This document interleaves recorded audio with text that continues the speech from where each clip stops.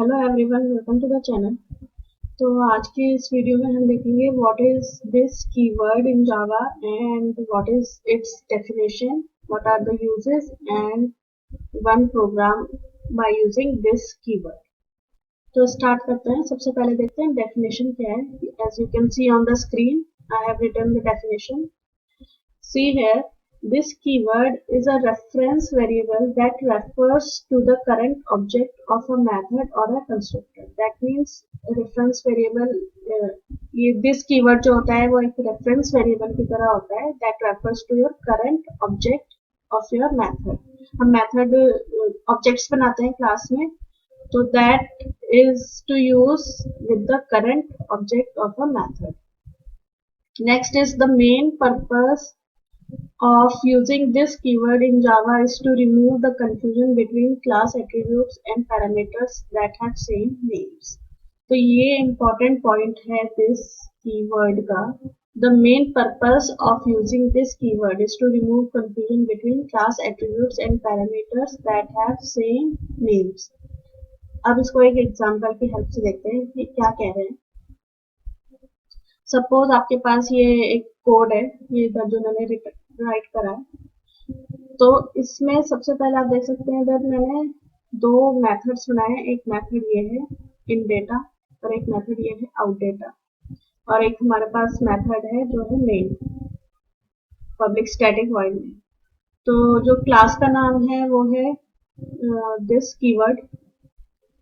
तो उसी के हेल्प से हमने एक ऑब्जेक्ट बनाया ओबीजे, आप ग्रीन हाइलाइटर से देख सकते हैं। ओबीजे एक हमने ऑब्जेक्ट बनाया और उस ऑब्जेक्ट की हेल्प से हमने दोनों मेथड कॉल कराए। तो इधर सबसे पहले जो ये येलो हाइलाइटर से हाइलाइटेड है, तो उसमें आप देख सकते हैं एक मैंने इधर एक वेरिएबल्स ले रखे हैं int A and B. These are the instance variables. जो इंस्टेंस वेरिएबल्स होते हैं क्लास में वो ये हैं इंट ए एंड बी। और इस मेथड में इन डेटा में भी अंदर वही वेरिएबल्स है int A and be declare करेंगे, एंड जो भी हम इन डेटा में पास करा रहे हैं वो इसमें स्टोर करा रहे हैं ए एंड बी। तो ये सेम नेम है, इंस्टेंस वेरिएबल्स के भी सेम नेम है। और इधर लोकल वेरिएबल्स क्या होते हैं जो कि मेथड्स के अंदर डिफाइन होते हैं, उधर ही डिक्लेयर होते हैं, उधर ही यूज होते हैं। उनका स्कोप मेथड के अंदर ही रहता है, उसके बाहर नहीं होता। तो जो सबसे पहला कॉल है वो है ये इन डेटा। उसमें हमें क्या पास करा 2,3। तो 2,3 दैट मीन्स x की वैल्यू क्या हो गई, इधर जाएगी x की वैल्यू 2 और y की वैल्यू क्या हो जाएगी 3। और वही हमने असाइन कर दिया इस फंक्शन के अंदर। a को हमने क्या असाइन कर दिया 2 और b को हमने क्या असाइन कर दिया 3। तो ये क्वाइट सिंपल है, ऐसे ही करते हैं हम। लेकिन when you run this program, जो ये आउट डेटा को अगर आप कॉल करेंगे, आउट डेटा जो मेथड है इसको कॉल करेंगे, तो वैल्यू ऑफ ए, तो जो आउटपुट आएगा, तो आउटपुट जैसे वैल्यू ऑफ ए आया वो क्या आएगा 0, एंड वैल्यू ऑफ बी क्या आ जाएगा 0।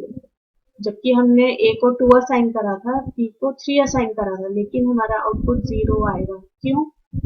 क्योंकि ये सेम नेम हमने इंस्टेंस वेरिएबल को दिया है, सेम नेम हमने लोकल वेरिएबल को दिया है। तो कंपाइलर जो है वो कंफ्यूज हो जाएगा, ये जो ए बी है, ये जो लेफ्ट हैंड साइड में ए बी है, ये लोकल वेरिएबल है या इंस्टेंस वेरिएबल है।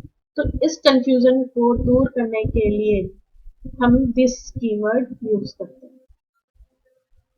That means it is to remove the confusion between instance variables and local variables with same name.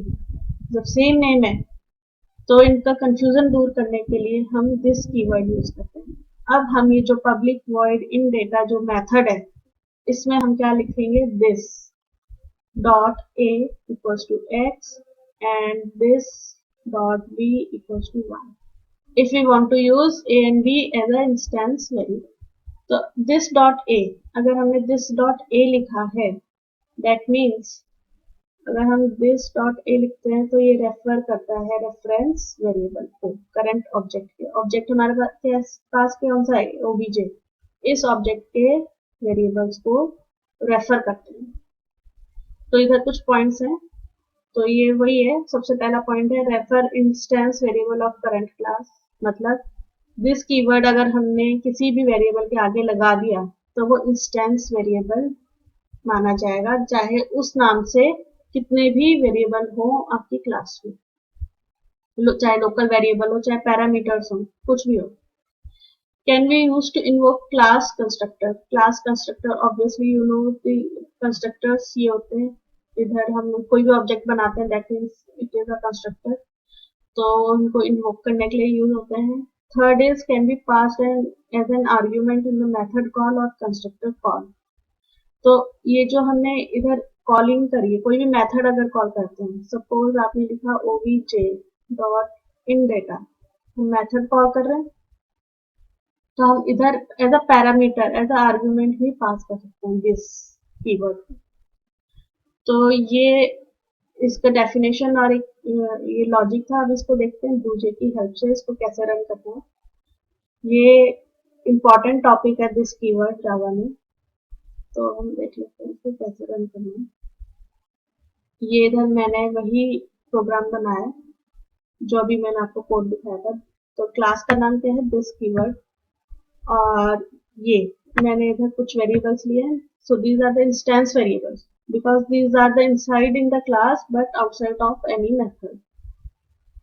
तो ये एक फंक्शन है, मेथड है, इसमें एक्स एंड वाई पैरामीटर्स हैं और इसी के अंदर मैंने दोबारा A and B same name से उनको डिक्लेयर करा है वेरिएबल्स को। ये आउट डेटा है, this is nothing but only printing of value of A and B. और इधर पब्लिक स्टैटिक वॉइड मेन, इसमें हमने ऑब्जेक्ट बनाया है क्लास का एंड दोनों फंक्शंस को कॉल करा है। तो अगर हम इसको रन करेंगे, तो इसको अगर मैंने रन करा इस प्रोग्राम को, so you can see value of a is 0 and value of b is 0। तो अब देखते हैं इसको with the help of this keyword। अब हमारे पास सेम वेरिएबल्स नेम्स हैं एज अ इंस्टेंस वेरिएबल्स भी और लोकल वेरिएबल्स भी। तो कंपाइलर कंफ्यूज हो जाएगा कि ये जो a एंड b है इधर, ये कौन से वेरिएबल्स हैं, इंस्टेंस हैं या फिर लोकल है। तो अगर हमें इंस्टेंस वेरिएबल चाहिए तो हम इसको दिस कीवर्ड से मेंशन कर देंगे, this dot a, this dot b। Now this variable, this dot a refer to this instance variables a and b। ऐसे ही similarly this b now will refer to this not local variable। तो अब a and b को हमने x and y की value 2 और 3 assign कर दी, तो अब हम कहीं भी किसी भी मेथड से उसको उनको कॉल करेंगे तो ये आउटपुट क्या देंगे 2 and 3। भाई कॉल तो हम इसमें मतलब आई मीन टू से कि इस दूसरे मेथड में हम इनको प्रिंट करा रहे हैं, तो उसकी वैल्यू होल्ड करके रखेंगे क्योंकि ये these are the instance variables, local variables नहीं है जिनका स्कोप केवल फंक्शन के अंदर ही होता है। तो अब इसको रन करके देखेंगे, मैंने इधर दिस कीवर्ड लगा दिया, तो इनको रन करके देखते हैं। सी है value of a is 2 and value of b is 3 now। तो ये था आपका the use of this keyword। This is to remove confusion between the local variables and instance variables or parameters with the same name। अगर इधर x और y की जगह अगर हमने सपोज a and b दोबारा ले लिया होता तो वो भी इसको कंफ्यूजन को दूर करता है। तो ये था आपका this keyword in Java। So thank you for watching the video।